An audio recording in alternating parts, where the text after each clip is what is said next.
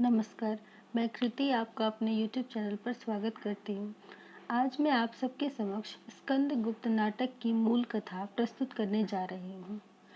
स्कंदगुप्त नाटक 1928 ईस्वी में जयशंकर प्रसाद द्वारा लिखा गया था। यह नाटक प्राचीन कालीन भारतीय इतिहास के गुप्त वंशीय शासक स्कंदगुप्त के चरित्र को केंद्र में रखकर रचा गया है। इसमें रचनाकार ने इतिहास के माध्यम से उस समय की सामाजिक, राजनीतिक, सांस्कृतिक एवं राष्ट्रीय परिस्थितियों को प्रस्तुत करने की कोशिश की है। स्कंदगुप्त नाटक इस कथा में स्कंदगुप्त इस कथा का मूल पात्र है। रचना का आरंभ उज्जैनी में स्थित एक युद्ध शिविर में चल रहे वार्तालाप से होता है। वस्तुतः उस समय आर्यावर्त पर एक ओर बाह्य संकट के रूप से पुष्यमित्र हूणों के आक्रमण हो रहे थे, तो दूसरी ओर सत्तासीन गुप्त सम्राट कुमारगुप्त के उत्तराधिकारी पद के लिए षड्यंत्र रचे जा रहे थे। जैसे कि पद की लालसा और पद सत्ता, इन सब चीज़ों के लिए आज भी षड्यंत्र रचे जाते हैं, राजनीति की जाती है। उसी प्रकार उस समय स्कंदगुप्त के परिवार में भी इसी प्रकार की सत्ता की राजनीति की जा रही थी। जबकि साम्राज्य की ओर से पहले से ही स्कंदगुप्त को युवराज घोषित किया जा चुका था, किंतु स्कंदगुप्त कहता था कि उसे शासक बनने में कोई रुचि नहीं है। वह मात्र एक सैनिक के रूप में ही साम्राज्य की सेवा करना चाहता है। इसी विषय पर पर्णदत्त और चक्रपालित स्कंदगुप्त को समझाते हैं कि साम्राज्य की सुरक्षा एवं प्रतिष्ठा के लिए उसका शासक बनना बहुत ही आवश्यक है। दूसरी ओर स्कंदगुप्त की विमाता अनंत देवी अपने पुत्र पुरगुप्त को शासक बनाने के लिए भट्टार्क और प्रपंच बुद्धि के साथ मिलकर षड्यंत्र रच रही थी। इसी क्रम में जब कुमारगुप्त की मृत्यु हो जाती है, तो पुरगुप्त और भट्टार्क को उनके कुकृत्यों से रोकने में स्वयं को अक्षम पाकर उनके वफादार महाप्रतिहार कुमारामात्य एवं महादंड नायक आत्महत्या कर लेते हैं। दूसरी ओर मालव राज्य की सुरक्षा का गुप्त साम्राज्य द्वारा दिए गए वचन को निभाने के लिए स्कंदगुप्त मालव की ओर प्रस्थान करता है, जहां मालवराज बंधु वर्मा अपने भाई भीम वर्मा तथा अन्य सैनिकों के साथ दुर्ग की रक्षा का प्रयास कर रहा है और अंतपुर में महारानी जयमाला अपनी ननद देवसेना के साथ मोर्चा संभाली हुई है। उन्हीं के साथ श्रेष्ठी कन्या विजया ने भी प्राण रक्षा के लिए अंतपुर में शरण ली हुई है। जैसे ही मालवों पर शत्रु की विजय होने लगती है, ठीक उसी समय स्कंदगुप्त आकर पुष्यमित्रों को पराजित कर देता है, जिससे एहसान मंद होकर बंधुवर्मा अपना राज्य स्कंदगुप्त को समर्पित कर देता है।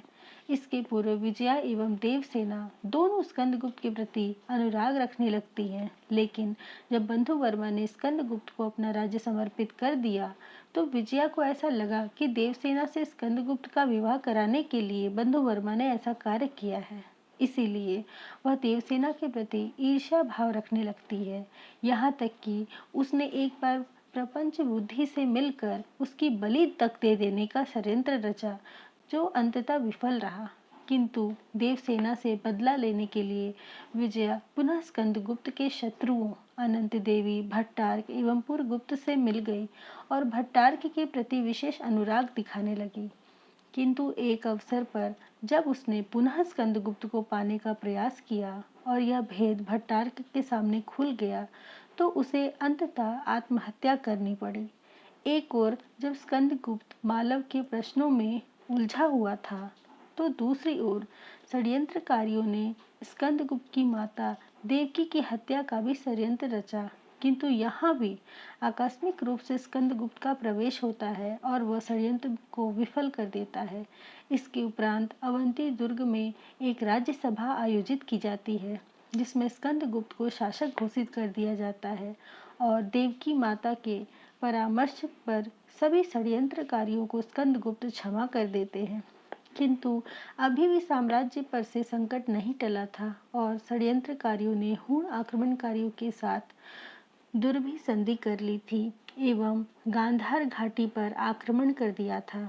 स्कंदगुप्त बंधु वर्मा और भट्टार्क की सहायता से आक्रमण का सामना करने का प्रयास करता है एवं वह बंधु वर्मा इस युद्ध में पराजित हो जाते हैं, तो दूसरी ओर भट्टार्क अवसर देखकर पुनः विश्वासघात करता है और कुंभा के बांध को तोड़ देता है, जिससे सिंधु की बाढ़ में स्कंदगुप्त सैनिकों सहित बह जाता है। ऐसा प्रतीत होता है कि उसमें स्कंदगुप्त की मृत्यु हो गई एवं इसके फलस्वरूप आर्यावर्त अनाथ सा दिखाई देने लगता है। इसलिए साम्राज्य को पुनः संगठित करने व शत्रु का सामना करने के लिए पर्णदत्त देवसेना के साथ मिलकर भिक्षा मांगता है, ताकि उसके एकत्रित धन से एक सेना तैयार की जा सके। सौभाग्यवश स्कंदगुप्त वापस आ जाता है और उसे जीवित पाकर पुनः सारे लोग उत्साह से भर जाते हैं और अंततः हुणों को पराजित कर दिया जाता है। साथ ही स्कंदगुप्त साम्राज्य के भीतर की स्थितियों पर भी नियंत्रण प्राप्त कर लेता है एवं इस प्रकार आर्यावर्त बाह्य एवं आंतरिक दोनों रूपों से सुरक्षित हो जाता है। इस मुख्य अथवा आधिकारिक कथा के समानांतर कुछ प्रासंगिक कथाएं भी चलती रहती हैं। एक कथा स्कंदगुप्त की है, जिसमें वह बारंबार साम्राज्य की सुरक्षा के अपने लक्ष्य से विचलित होता हुआ दिखाई पड़ता है। एक ओर वह बौद्धों का निर्वाण, योगियों की समाधि एवं पागलों की से संपूर्ण विस्मृति चाहता है, तो दूसरी ओर देवसेना के प्रति अनुरक्त दिखलाई देता है और उसके साथ एकांत में जीवन व्यापन करना चाहता है। किंतु जब स्कंदगुप्त साम्राज्य की बाह्य एवं आंतरिक समस्याओं से मुक्त हो जाता है, तो साम्राज्य पूर्णतः निष्कंटक हो जाता है। उसके उपरांत देवसेना उसके प्रति पूर्ण समर्पण दिखाते हुए भी उससे क्षमा मांगती है और विवाह के उसके प्रस्ताव से इनकार कर देती है। इस तरह दुख और सुख को मिश्रित करते हुए जयशंकर प्रसाद जी ने इसका अंत किया है, जिसे कई आलोचकों एवं समीक्षकों ने प्रसादांत नाम दिया है। अगर आपको मेरा ये वीडियो पसंद आता है तो इसे लाइक, शेयर और सब्सक्राइब ज़रूर करें और इससे संबंधित यदि आप दूसरी भी किसी वीडियो को सुनना चाहते हैं तो मुझे कमेंट बॉक्स पर ज़रूर लिखें। धन्यवाद।